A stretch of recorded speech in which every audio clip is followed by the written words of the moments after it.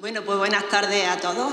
Bienvenidos a esta segunda jornada realizada por el Ayuntamiento, organizada por el Ayuntamiento, segunda jornada de la vida, la muerte y el duelo. Agradecer a nuestro profesor de la universidad y doctor en psicología, Óscar, que nos va a acompañar, y a nuestro operario del Ayuntamiento, que es doctor en filosofía. Y bueno, desde aquí quiero agradecer el trabajo que día a día está realizando y con el cariño que a todo el mundo trata, a todos los que van al cementerio. Agradecer también a la Parroquia de la Encarnación por poder celebrar aquí estas actividades. Y bueno, no me voy a alargar mucho más, simplemente deciros que vamos a realizar más actividades, que el sábado tenemos un concierto a las 8 de la tarde aquí en la iglesia, y el día 2 tenemos el responso en el cementerio a las 11 de la mañana. Pues nada, que disfrutáis todos de esta actividad. Gracias. ¿Empiezo yo? Genial. Buenas tardes. Se oye bien, creo, de sobra. No hace falta casi ni que acerquen mucho el micro, pero vamos a utilizarlo para que se oiga ya al final. Ver no se verá al final, pero usaremos la imaginación. Yo creo que le puedo dar de aquí, no te preocupes. A ver. Vale. Bueno, muchas gracias a la parroquia y al ayuntamiento por organizar esto y permitir este sitio para la conferencia, que es un sitio espectacular. Es la primera vez que doy una charla en una iglesia y la verdad es que me gusta, como lugar para hablar, me gusta. Si en algún momento no se me oye bien o se me oye demasiado, me lo decís y voy bajando el micro, subiendo. Quiero empezar con un trabajo que hizo una enfermera en 2019, que publicó un libro, Bronnie Ware, donde recogía las 5 cosas de las que la gente más se arrepentía en el momento de la muerte. Ella iba recogiendo testimonio, ella trabajaba en cuidados paliativos y a base de recoger testimonio aparecieron como 5 que eran las cosas que se repetían continuamente en casi toda la gente que estaba a punto de morir, en el final de la vida, en la última semana, 12 o 13 semanas. Y eran estas 5 cosas, más o menos. No haber sido fiel a sí mismo, o sea, haberse comportado según lo que otras personas decían o cómo tenía que comportarse. Haber trabajado demasiado, esto es una cosa que no parece que podamos cambiar actualmente, pero haber trabajado de más es una cosa de lo que la gente cuando va a morir se arrepiente. No haber expresado mejor lo que sentía incluye tanto rabia como ira, como decirle a alguien te quiero o sentimientos positivos. Haber dejado de lado a los amigos, eso es también un lamento que tiene la gente cuando está en el final de la vida, y no haber sido más feliz en el sentido amplio de haber hecho las cosas que quería o de haber disfrutado un poco más de la vida. Esto está publicado en un libro traducido al español, el que se llama ¿De qué te arrepentirás antes de morir? Y claro, estos 5 temas a nosotros, si nos planteamos esto, sabemos que son importantes, pero como espero que nadie de los que estamos aquí esté a punto de morir, se diluyen. Mañana no nos acordaremos de esto. Cuando estamos en una situación donde el final lo tenemos cerca, estas preguntas cuando cobran importancia. Porque nos enfrentamos a una situación que es la muerte, a un hecho que es la muerte, que es lo suficientemente trascendente y especial y de importancia psicológica y espiritual para el ser humano. En el título he puesto la palabra espiritualidad, que es una palabra que me encanta. La palabra espiritualidad lo podemos entender como de 2 formas. Una es decir, hay algo, o vivo acorde con que hay algo mayor que yo mismo. Para algunas personas puede ser Dios, para otras personas puede ser la naturaleza, una energía, una conexión con los demás. No hace falta ser religioso para ser espiritual. Uno puede ser espiritual fuera de cualquier religión. La otra pregunta, el otro sentido de espiritualidad es espiritualidad, espíritus, nos lleva a este mundo de los fantasmas, de si hay vida después de la muerte, de si hay algo que sobrevive a la muerte, ya sea una especie de alma o de espíritu, o si la conciencia de alguna manera puede seguir viviendo cuando estamos muertos, cuando el cuerpo no está, o puede extenderse más allá del cerebro, ¿no? Estas preguntas de si hay algo más allá, de si la conciencia se puede extender más allá del cerebro, son preguntas legítimas Quiero decir con esto, hoy en día si alguien saca este tema en cualquier conversación, yo creo que existe vida después de la muerte. Me interesa mucho esta experiencia de lo de la telepatía o las premoniciones. Normalmente uno suele mirarle como de raro, te miran como de lado, como que eres tonto en pleno siglo XXI, año 2024, pensar en estas cosas. Esta pregunta es legítima y podemos hacérnosla tantas veces como queramos y no es de dominio exclusivo de la Iglesia o de la ciencia. Cada cual dará las respuestas que quiera, pero al final es una pregunta personal y por tanto tenemos derecho a plantearnos cuestiones y opiniones personales al margen de lo que nos digan uno u otro. Luego tendremos que apechugar con esas condiciones, ¿no? Con esas consecuencias. Entonces, como la muerte es sin duda una experiencia trascendental, una experiencia de carácter espiritual, puede haber otras, la meditación, experiencias de tipo místico, experiencias que encontremos, a través de la oración, que puede ser un tipo de meditación, experiencias a través de sustancias como psilocibina, ayahuasca, en fin, o cocinando, o bailando, o haciendo el amor con alguien, es decir, en cualquier forma podemos alcanzar una experiencia de este tipo, experiencia espiritual, donde estamos más allá de lo que soy yo mismo, ¿no? Alcanzo un más allá, o por lo menos eso siento. Pero la muerte es sin duda una de las grandes, ahí estamos todos de acuerdo. Entonces, para hablar de estas cuestiones he cogido 3 experiencias que están relacionadas con la muerte. Una es la experiencia cercana a la muerte, que probablemente sí las conozcáis. Otras son las visiones en el lecho de muerte. Y otras son los contactos o la experiencia de supuestos contactos con seres fallecidos. Y se llama aprendizaje en el umbral porque las voy a contar un poco como siguiendo una línea recta, ¿no? Es decir, experiencia cercana a la muerte, luego el siguiente paso más cerca de la muerte, que es en el lecho de muerte, y luego el paso más allá, que es ver estas experiencias de aparentes contactos de otros seres con nosotros. ¿Por ahora se me oye bien? Bien, chachi. Primero, experiencia cercana a la muerte. Aquí he puesto un poco de texto y demás para no perderme yo. Si no lo leen no pasa nada. Lo importante es que lo lea yo y seguramente tampoco lo lea y acabe tirando por otro camino. Una experiencia cercana a la muerte no es casi me caigo y me muero. Una experiencia cercana a la muerte, esto lo conocéis de películas. La visión del túnel, verse fuera del cuerpo, cuando una persona está a punto de morir o tiene un accidente, un paro cardíaco, por ejemplo, durante una operación y demás. Y que luego, aparentemente, vuelve a la vida, ¿no? Son experiencias psicológicas, profundas, que tienen un componente casi siempre de carácter trascendental. La gente dice que llega o que alcanza unos dominios de carácter espiritual, un sitio que no es este mundo. Tienen una especie de hilo conductor, que es el que todos conocemos de películas, y hay una serie de fases comunes que vienen a partir de un libro que se publicó en 1975, ahora las vamos a ver. Este señor que está aquí, Alejandro Agudo da varias conferencias y es un investigador sobre el tema de la experiencia cercana a la muerte, y lo he puesto porque me sirve de enlace, porque a lo largo de este curso, no sé cuándo, lo vamos a traer a la Facultad de Psicología de Granada para dar una charla sobre experiencia cercana a la muerte, o sea que hago un poco de prepublicidad todavía del caso.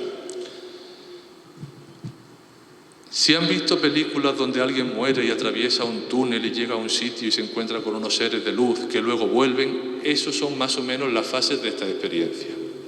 En una experiencia cercana a la muerte, por ejemplo, cuando una persona sufre un paro cardíaco durante una operación o un accidente y se le puede declarar clínicamente muerto, ahora veremos esto, hay una serie de etapas que se repiten. Pasan muchas más cosas que esto, pero estas son como las comunes y hay gente que no las tiene todas. En principio, para poner un escenario que conocemos, ¿no? Un hospital.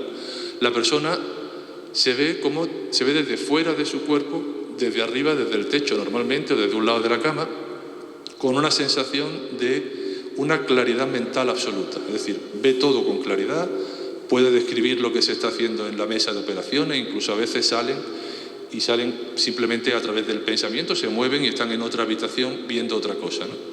Con una sensación de paz tan increíble que cuando vuelven e intentan contarlo, suelen decir que no son capaces, no tienen palabras para contar lo que sintieron en ese momento, ¿no? Una sensación de amor, de aceptación, de tranquilidad, inmediatamente suele aparecer un túnel. Esto del túnel cada persona lo puede ver de una forma diferente. Hay gente que ve un túnel, otra gente puede sentir como que avanza por un pasillo, que cruza por un desierto o simplemente que se está moviendo, ¿no? Sin más.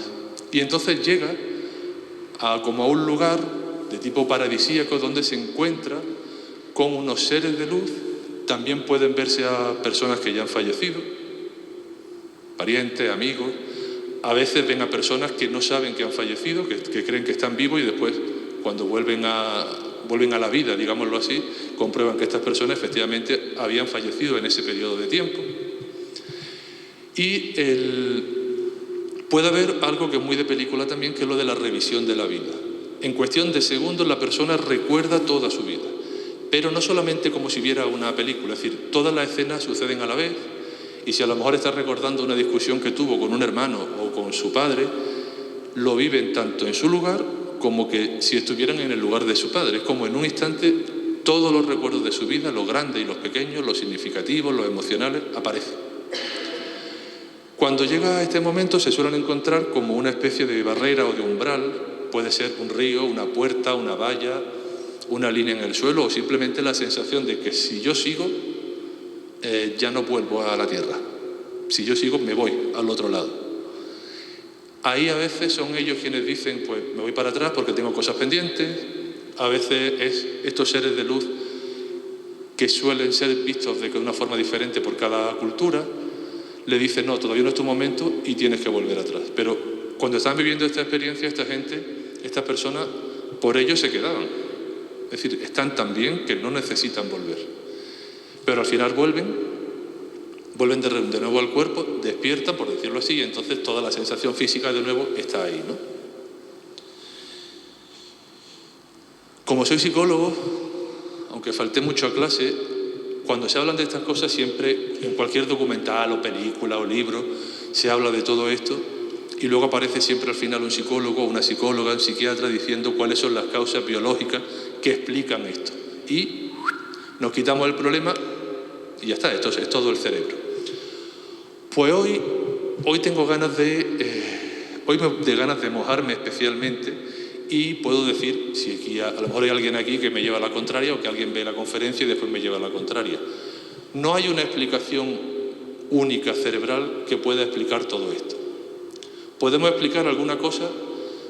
Podemos suponer que el tema de la luz se podría explicar porque falta el oxígeno en determinadas partes del cerebro cuando te da un infarto y estás muerto. Vale. Pero la lucidez de esta experiencia, lo claras que se ven, los recuerdos que se tienen, que la gente cuando luego recuerda esto se echa a llorar. Son unos recuerdos completamente diferentes a como recordamos, por ejemplo, si recordamos cualquier evento de la vida. No hay una explicación biológica cerebral que diga esto se debe a esto. Todavía puede que la haya y puede que algunas de estas experiencias en parte estén explicadas con eso, se puedan explicar, pero por ahora algo que puedas poner sobre la mesa y digas esto te lo explica todo, no lo hay. Es interesante seguir investigando en esa línea porque a los psicólogos, a los médicos, a los psiquiatras, a la gente que no cree que esto sea nada trascendental ni espiritual, esta cosa le interesa. Porque al fin y al cabo, si te interesa estudiar la psicología y el cerebro, esto, si tú crees que es fruto del cerebro, tienes que estudiar a ver por qué es. ¿Qué te puede contar esto sobre el cerebro, sobre la conciencia? Así que hay gente incluso que no cree en nada trascendental que está investigando estas cuestiones, lo cual es como se deberían hacer las cosas. Uno de los elementos característicos de esta experiencia es el impacto emocional que tiene. La gente cuando tiene esta experiencia cambia. No todo, pero una grandísima mayoría. Pierden el miedo a la muerte, afrontan la vida de otra manera, aumenta la espiritualidad, desaparece el temor al morir y la forma que tienen de entender la vida cambia. Y esto dura en el tiempo, no es solamente porque has tenido esto y es solamente el día que te ha pasado. Es durante mucho tiempo, permanece a lo largo de la vida. Incluso algunas personas pueden, empezar prácticas espirituales que antes no les interesaba o enfocar su vida en esa dirección. Esta fotito siniestra es porque, esto lo dejamos para el final por si hay duda o algo, pero más o menos creo que conocéis este tipo de experiencias, ¿no? Del túnel y demás. Pero hay casos muy pocos, pero lo hay, donde la gente tiene una experiencia completamente contraria. Desagradable, angustiosa, amenazante, las describen como si fuera una especie de infierno. No he querido poner una foto de fuego porque no quería llevar la mente a la idea de un infierno del cristianismo, pero he puesto una foto, bueno, si te gusta estar solo, esta foto es maravillosa, porque ahí no hay nadie y no te molesta nadie. Pero hay un porcentaje muy pequeño de experiencias que son negativas y que no encajan en todo lo que he contado antes. Y las personas vuelven con un estrés importante, ¿no? Son las mismas, son otras, puede que esta sea de un tipo, puede que sea de otro. Claro, si aceptamos y decimos, vale, esta experiencia nos están diciendo que efectivamente cuando tú te mueres hay algo más. Pero si estas también son ciertas, ese algo más puede ser un poco diferente en función de... Este tipo de experiencias que se habla poco son como una especie de... como el cuento de la princesa y el guisante que está bajo el colchón. Esto pincha, porque esto te tiene que hacer replantear un poco todo el fenómeno. Voy a ir rápido con esto. ¿Son reales? Bueno, aquí voy a poner muchos libros. Me he dado cuenta que he puesto muchos libros por si a alguien le interesa coger títulos y demás, que los tenga, para que no sea solamente lo que digo yo. Pero aquí tenemos, por ejemplo, 2 científicos que han estudiado este tipo de experiencias, buscando con más o menos el siguiente planteamiento. Si una persona sale de su cuerpo y está en el hospital, por encima de la cama, está viendo lo que pasa, luego lo describe. ¿Podemos comprobar si eso es cierto? Es decir, esa persona dice, me hicieron esto, la enfermera tenía tal gorro, entró esta persona, o en la habitación de al lado que yo estaba de pronto escuché. Podemos comprobarlo y hay casos en los que sí se puede comprobar. En lo que cuenta la persona que estaba viendo desde arriba, desde fuera, coincide con lo que estaba pasando en realidad. Lo cual es algo que no podemos explicar si estamos en la cama y si es una alucinación, y que como mínimo nos hace pensar que la conciencia puede extenderse más. Eso es la parte conservadora. Yo no soy conservador, pero en la parte conservadora del fenómeno es, bueno, por lo menos es la conciencia que se extiende. Y si ya te quieres meter más en el charco, dice, esto es una prueba de que hay algo que sale y está arriba viendo lo que está pasando en la habitación. Hay más pruebas de este tipo. En este libro, El yo no muere, hay 128 casos de experiencias cercanas a la muerte donde se comprueba si lo que la persona que dice que ha visto cuando estaba fuera de su cuerpo, en la misma habitación, en la de al lado o a cientos de kilómetros, es verdad o no. Y hay uno que me parece gracioso, bueno, porque son 2.500 kilómetros de diferencia. Un enfermero al que están operando tiene un paro cardíaco y tiene una experiencia fuera del cuerpo, se ve fuera y entonces en ese momento piensa en su casa, que está como a 2.500 kilómetros, e inmediatamente aparece allí. Esto suele suceder en este tipo de experiencias. Entonces él se ve en su casa y está viendo que en su casa hay una revista de muebles finlandesa, creo. No es esta la busca por internet. Pero una revista que él no había comprado, ni había pedido, ni sabía qué hacía allí. Bueno, cuando se despierta, se lo cuenta a la mujer. Cuando llegan a casa se encuentran que las revistas estaban allí en casa porque habían llegado por error. Es decir, en el momento en el que esta persona estaba en la mesa de operaciones con un paro cardíaco, sale fuera de su cuerpo aparentemente y conoce, descubre, viaja. Aquí ya podemos ver, cada cual lo puede explicar de una forma, a 2.500 y ve algo que luego se comprueba. Cuando pasan este tipo de cosas, la balanza entre si la experiencia es solamente psicológica, fisiológica, inventada, o si es real, con todo lo que puede haber en medio, no hace falta que sea una cosa u otra, se inclina un poquito, yo creo, hacia que por lo menos, como mínimo, y se podría poner en grande en una pizarra en más de una universidad, no podemos explicarlo. Y aunque la gente cree que los científicos son personas muy... El ejemplo, ¿no? La gente que va en su bata blanca, muy racional y que dice, no, esto sí, esto no, muy aséptico, no todo. Entonces, que una persona reconozca yo esto no puedo explicarlo, eso cuesta. Nos cuesta a nosotros, así digamos a nivel de calle, imaginaos, en discusiones más científicas, ¿no? Esta sería una de las experiencias, es decir, cuando alguien muere, podríamos discutir sobre cuál es el criterio de muerte. Una persona parece que abandona su cuerpo o su conciencia se va, viaja tanto a otros lugares como a otras dimensiones de carácter espiritual, donde es una especie de un más allá, y luego vuelve y puede contar la experiencia. Algunas pueden tener una explicación psicológica. Hay un abanico de posibilidades, pero yo hoy voy a inclinarme, además con intención, voy a poner la mano sobre la balanza hacia las explicaciones no convencionales, que creo que son también explicaciones a las que hay que prestar la atención, porque normalmente pues lo explica un psicólogo y dice, pues ya está, estas son alucinaciones que tiene la gente. Las siguientes son las visiones en el lecho de muerte.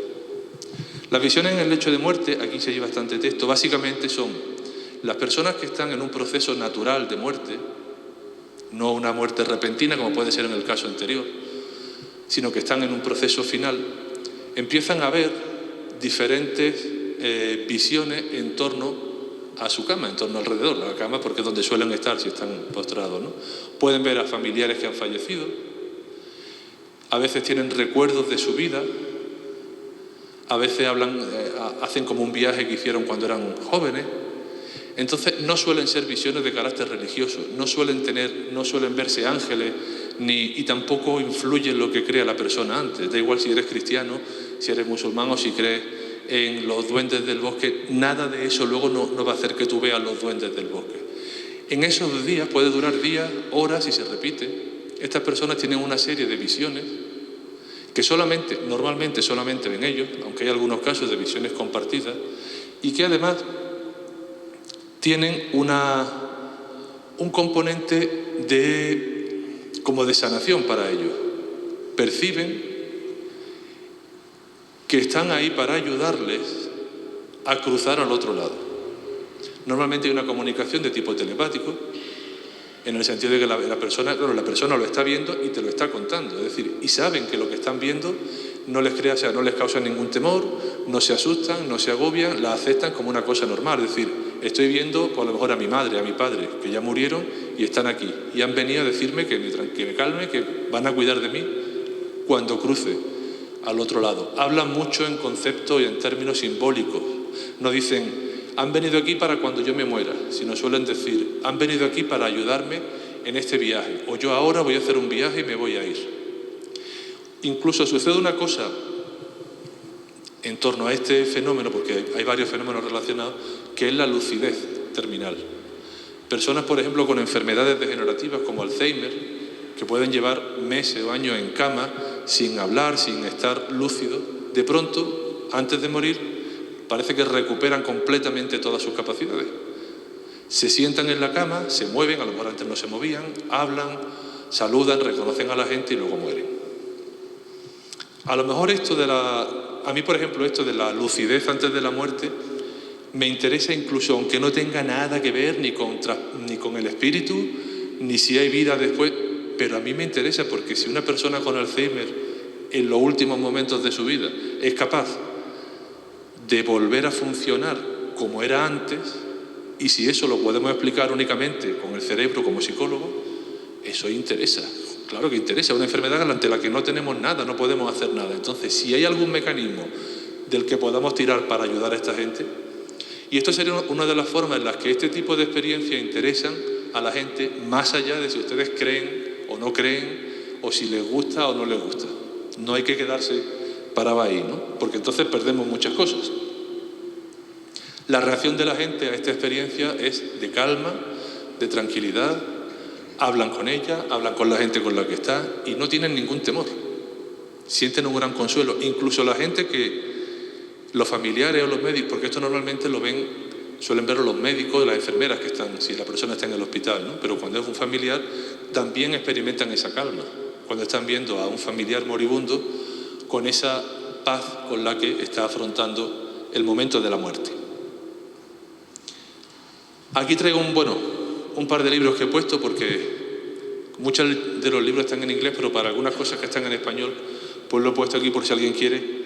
Y luego le puedo hacer una foto, se lo mando por correo o algo. El título, el libro no, porque no lo tengo, pero el título sí. Y una sola cosa, porque en todas estas experiencias quiero tocar siempre algo que sea por lo menos que nos haga pensar que si tenemos que elegir hoy, cuando salgamos de aquí, entre esto lo puedo explicar con lo que sé de ciencia y esto no lo puedo explicar, prefiero que salgamos hacia el otro lado. ¿Para qué voy a mentir? Hay un caso de un niño de 10 años que murió y antes de morir Se levanta en la cama después de estar mucho tiempo que no podía moverse y entonces empieza a saludar a un amigo de la familia que había muerto y él no sabía que había muerto. Es decir, en esa visión, en el lecho de muerte, que normalmente se ven familiares ya muertos, se ven incluso mascotas o cosas de la vida, tú puedes decir, bueno, ahí no hay nada de paranormal, son cosas que tú has vivido. Pero a veces se cuelan este tipo de visiones o de conocimiento de estoy viendo a alguien que no sé que había muerto. Y esto sucede en la ECM, sucede en esto y sucede en las otras experiencias que vamos a tocar. He puesto una frase aquí, he copiado de la familia de este niño diciendo que para ellos esa experiencia fue un regalo. Que el niño que llevaba tiempo en la cama pudiera levantarse, abrazar a los padres y decirles mamá te quiero, esa lucidez fue un regalo que les permitió afrontar la muerte de su hijo de una forma más en paz. La muerte obviamente no es fácil para nadie y menos cuando lo que muere es un hijo. Reflexión personal muy corta sobre esto. Claro, yo leía sobre esto y digo, entonces, si normalmente en la sociedad en la que estamos hay una cosa que es absurda. Si se muere un familiar tuyo, un familiar directo, si es indirecto no, tienes 2 días en el trabajo. O sea, y 4 si vive fuera. Es decir, es absurdo. Y estas experiencias nos están diciendo que la gente cuando muere de forma natural, algunas tienen este tipo de visiones, son bastante más frecuentes de lo que parece, y que esas visiones le ayudan al moribundo y dan consuelo a la familia que está con él. Y sin embargo, si tenemos 2 días para ver a una persona que está muriendo, y normalmente la gente hoy en día muere en los hospitales, sé que es muy fácil decir esto, porque sé que es muy difícil hacer otra cosa.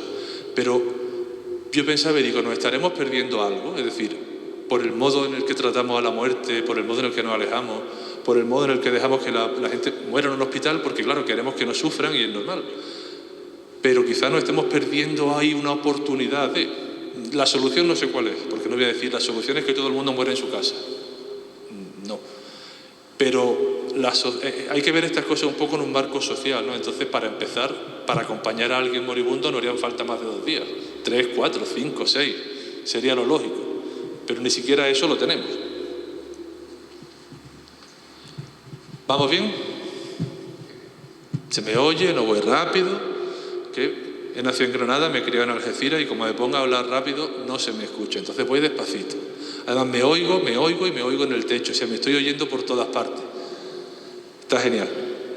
Vamos con la última de las experiencias. Las otras 2 primeras sería como antes de la muerte, ¿no? Una persona tiene un accidente, un infarto y muere pero vuelve. La siguiente es cuando ya vamos hacia la muerte. Estas personas que van a morir y suceden en los últimos días o en la última hora. Estas son después. En esta experiencia son las que aparentemente seres fallecidos se ponen en contacto con nosotros. ¿Y por qué lo llamo vivencia subjetiva de contactos con fallecidos? ¿Y por qué pongo una mariposa? Eso lo voy a explicar ahora. Pero antes necesito situar una cosa más. Normalmente cuando hablamos de apariciones, cuando hablamos de contactos con fallecidos, casi todos nos vamos a las películas de miedo, fantasmas, lugares, casas encantadas y demás. Películas que hemos visto que nos da una imagen de lo que son los fantasmas y de cómo se tienen que aparecer y cómo se supone que se le aparece a la gente, ¿no? Este sitio es fabuloso para poner la película de la monja aquí. Esto es como cobra vital importancia. Pero no son estos los fenómenos a los que yo me refiero. Los fenómenos de apariciones, por ejemplo, se suelen dar asociados muchas veces a lugares, a lo que se denomina como casas encantadas, donde algunas personas ven o afirman haber visto una sombra, una visión, una aparición, no como en las películas. Normalmente se pueden ver desde cuerpo completo, transparentes, una parte, pero son reales. La gente los define como reales, como nos estamos viendo ahora. Es decir, aquí ahora mismo a lo mejor alguien que está sentado allí podría ser una aparición y yo no darme cuenta, porque no hay una cosa blanca, ni ojos blancos, ni nada especialmente que los distinga normalmente. Y suelen, pues a lo mejor cuando aparecen en un lugar asociado, suelen repetir un comportamiento. Es como una persona está viendo lo que parece ser algo que pasó allí, ¿no? Esto dicho muy rápido porque no podemos extendernos tampoco más. Hay otro tipo de experiencias de apariciones, que son también las que más conocemos, de estar a lo mejor alguien en su casa haciendo cualquier cosa simple, lavando los platos, o viendo la tele, o leyendo, y entonces ve cómo pues, una sombra pasa, una figura que cruza, o tiene la sensación y la presencia de que hay alguien más en esa habitación. En este conjunto de experiencias, de las que yo voy a hablar, son más cercanas a este segundo grupo. Y por eso se llama vivencia subjetiva de un contacto con un difunto. ¿Qué es esto para este nombre tan largo? Es cuando alguien dice que ha visto, que ha oído, que ha sentido, es decir, físicamente un abrazo, un tacto, o que ha olido a alguien, la colonia que usaba mi padre, de alguien que ya está muerto. También puede ser cuando sentimos la presencia, es decir, cuando alguien dice que siente la presencia de alguien en la habitación y se pueden combinar. Alguien puede ver y oír, puede ser una presencia acompañada de un olor y demás. También se dan en sueños, al despertar, y una característica común de todo este tipo de experiencias, ya sean a través de ver al difunto o de escuchar un sonido o un paso que llama tu nombre, es que se percibe una intención de contacto, es decir, están ahí para hablar contigo. Esto no ocurre en este tipo de experiencias de apariciones o experiencias tipo paranormal asociadas a lo mejor a casas o a lugares, donde a lo mejor alguien ve algo, pero no sé, es como si yo aquí vemos a cruzar una figura y digo, bueno, ahí está. En este tipo de experiencias el fenómeno se dirige a la gente. El fenómeno, o sea, ya sea el difunto presente o por voz o por lo que sea, la persona que lo vive, que cree que tiene esa experiencia o que la tiene, siente que es un contacto para él o para ella, que está ahí para él o para ella, para decirle algo o simplemente para manifestarse. Este libro, otro libro, está en español y es un estudio que se hizo durante varios años. Se hicieron 1.004, 1.005 cuestionarios en español, en inglés y en francés, recogiendo testimonios de personas que habían tenido este tipo de experiencia. Entonces voy a contar algunas cosas que vienen aquí en el libro, y como está en español, hay una cantidad enorme de testimonios que si les interesa el tema pueden verlo, porque ven la variedad tan enorme. Normalmente en las películas o lo típico que tenemos de estos temas vemos uno o dos, un patrón, ¿no? Pues como la monja o el fantasma de blanco que cruza y llora. La cantidad de fenómenos es tan variada como tantas personas hay en el mundo, cada cual tiene una cosa diferente, ¿no? Aparte de verlo y de oírlo, o de olerlo o de sentir la presencia, hay cosas como algunas de estas visiones se dan en el momento de la muerte. Es decir, en el momento en el que la persona está muriendo, un familiar de esa persona, sin saber que está muriendo, parece recibir la visita de este familiar, mediante una aparición, o una foto que se cae, o un reloj que se para. Entonces, claro, luego cuando tú tomas nota de eso y preguntas si la persona tiene esa visión y de pronto ha visto a lo mejor a su madre que vive en Córdoba, si estamos nosotros aquí, llama, ha pasado algo, entonces ahí se entera que la madre ha muerto. Y coincide más o menos con la fecha en la que esa persona, o el momento en el que esa persona ha tenido esa aparición. A veces se mueven objetos o se rompen algún objeto. A veces las visiones parecen venir o las sensaciones parecen venir a ayudarte o a prevenirte de algo. Hay un caso de una mujer que notaba un tirón cuando iba a cruzar una calle, como si fuera no cruces porque viene un coche. Y ella lo atribuía, lo sentía, porque esto es automático, a que era su marido fallecido años atrás. Hay una cosa muy curiosa, que esto nos choca directamente con la concepción que tenemos de estos temas, ¿no? Y a veces la gente percibe que esa visión o esa sensación no es para él, sino que es para otra persona. Tengo que dar un mensaje a otra persona. Claro, casi nadie da un mensaje a nadie, porque lo lógico es cómo reaccionarían ustedes si alguien llega y te dice: oye, tengo un mensaje para ti de tu abuela Mari Carmen. Claro, dice, la forma de conseguir información de ustedes es muy fácil, o mía, redes sociales, amigos y demás. Entonces esta persona viene a engañarme o a sacarme el dinero, es como... Y a mí tampoco digo, ¿cómo voy yo a decirle? A lo mejor si yo sé que bueno, que es sensible al tema, se lo puedo preguntar, pero si no, no se me ocurre decirle, mira, que he visto a tu padre que murió y me ha dicho que está bien. Ese tipo de experiencias es complicado de afrontarlo, ¿no? No tenemos aquí, no se nos ocurre, en nuestra cultura eso no está. Y el pajarito, igual que la mariposa del principio, es porque algunas veces estas experiencias son tan absolutamente personales que son simbólicas. Es decir, una persona puede ver, por ejemplo, una mariposa posarse en una rama en un momento determinado que está pensando en algo y dice, y eso es mi hijo que me está hablando. O un conjunto de nubes, o cómo entra la luz determinada en una habitación.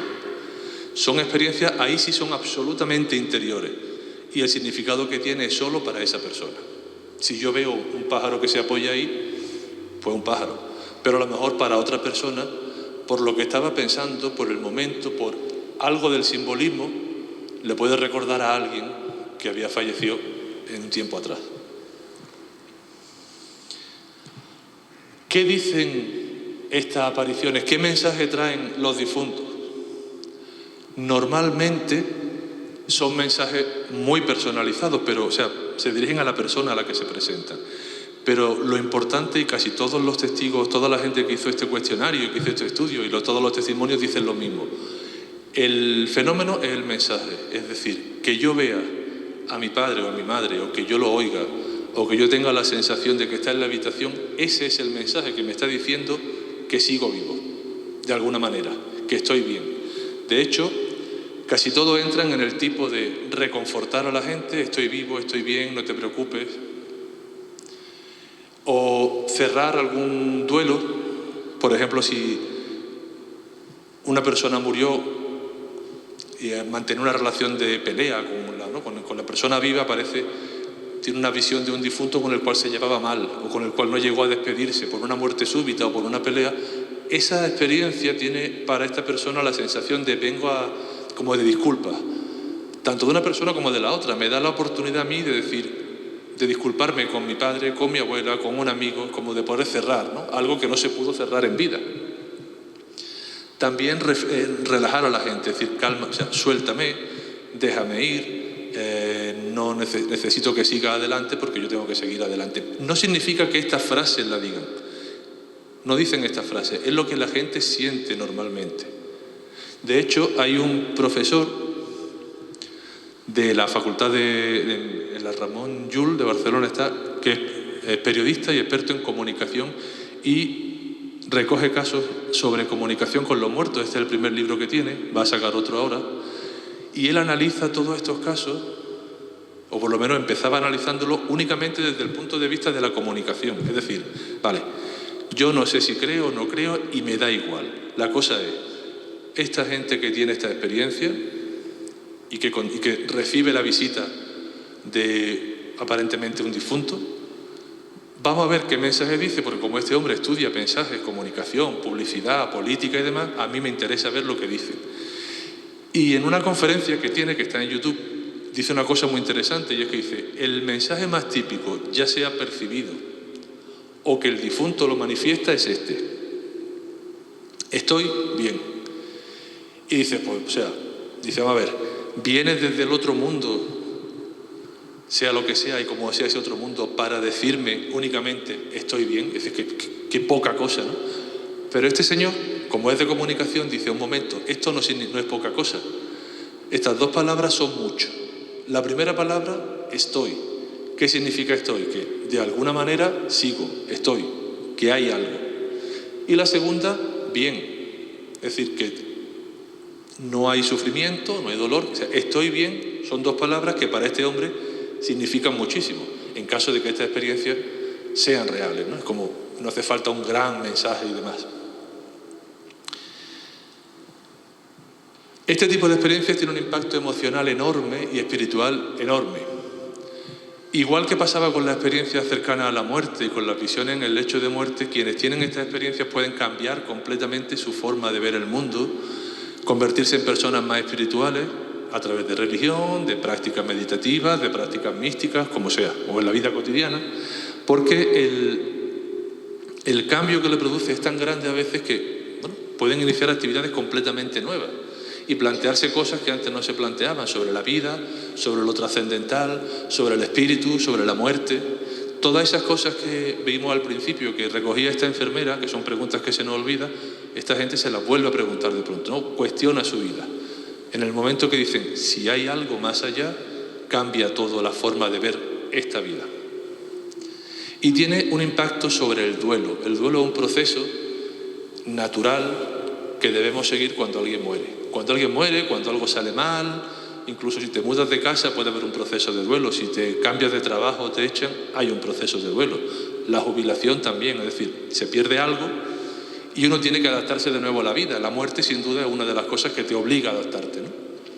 Entonces, estas experiencias tienen un impacto sobre el duelo que suele ser positivo.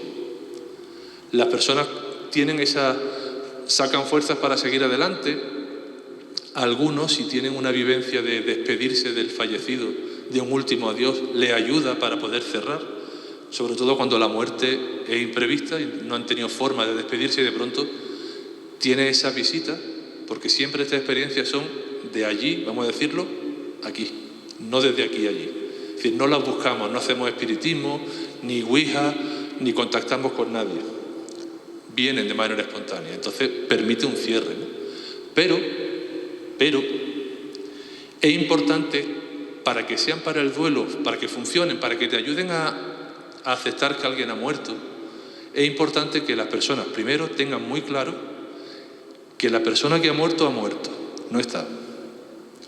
Y que, bueno, esta especie de regalo, de experiencias donde hay un contacto o donde recibe esa visita es genial. Le hace sentir que el vínculo está ahí, y obviamente el vínculo siempre está. Cuando muere tu madre, tu padre, un hermano, un hijo, un amigo, ese vínculo emocional está ahí. Pero es importante tener claro que la persona ya no está. No para seguir engañándote y decir, pues esta persona sigue estando aquí conmigo. Hablo en términos desde la psicología. Y de hecho, una de las cosas que hay que tener cuidado es ver si la gente, después de estas experiencias, por ejemplo, acude más a mediums para buscar el contacto con los fallecidos. Según el estudio, sí, pero no tanto. A lo mejor van una vez o no van ninguna. Esto de los mediums, luego, para las preguntas, si hay tiempo después, es importante porque, y esto da para una charla entera, solo para hablar sobre esto. Pero hay una gran cantidad de personas que engañan a la gente a través de medios. Yo creo que hay como las cartas. O sea, tú pones las cartas sobre la mesa y tienes de todos los palos. Habrá personas que tengan realmente una capacidad de que su conciencia sea más amplia y puedan conectar o sentir o ver. Yo no lo niego, a mí esa idea no me molesta. Y creo que además que sí, que ocurre a veces. Pero también hay una cantidad de gente que se dedica fraudulentamente a engañar a la gente.